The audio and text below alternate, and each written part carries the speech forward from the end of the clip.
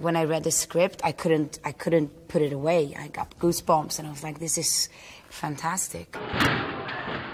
It's not so very different from the world we live in today. These kinds of stories in the gray areas of life are much more interesting than anything that's black and white, because life is not black and white. The premise is we're in an overpopulated world, and the government has set a one-child policy that they want strictly enforced. 7 sisters, 7 identical sisters, surviving as one in a world where siblings are not allowed. And the grandfather actually raises them. We must work collectively. And because they're 7, he names them each one day of the week. And our story evolves until Monday night. Monday does not come home.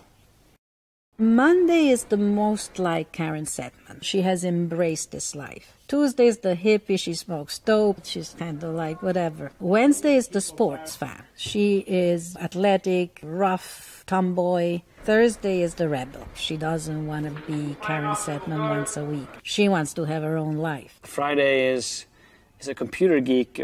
She has very bad social skills. Saturday, of course, she never goes to work. She's always the one who has to take clients out for drinks or meet them in a social setting. And Sunday is the mother of them all. She's the one that cooks dinner and takes care of them. Willem Dafoe plays the role of Terence, who's the grandfather of the character that Noomi plays.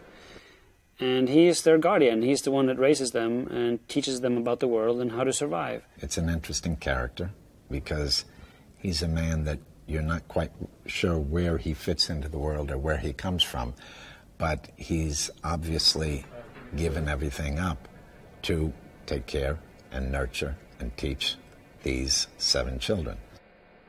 Plainclothes plays Nicolette Kamen, who is the leader of the Child Education Bureau, the boss, the person who runs it all. And I think she is a person who believes strongly in what she does, and I think she's right about the world in so many ways. But she's not sentimental. If she allowed herself to be sentimental, she would never be able to do what she does. It's in our lifetime, even in my lifetime, that there's going to be a big problem with overpopulation.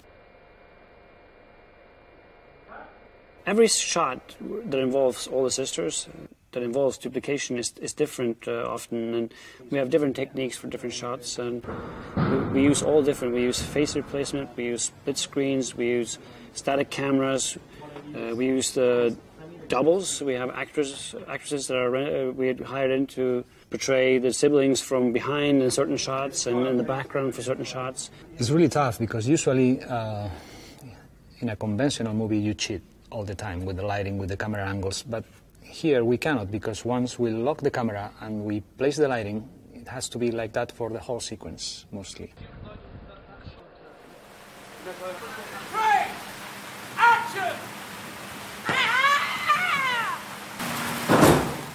Noomi is very, very physical herself. She's really good. She does most of it herself. It's like the most challenging and difficult thing I've ever done.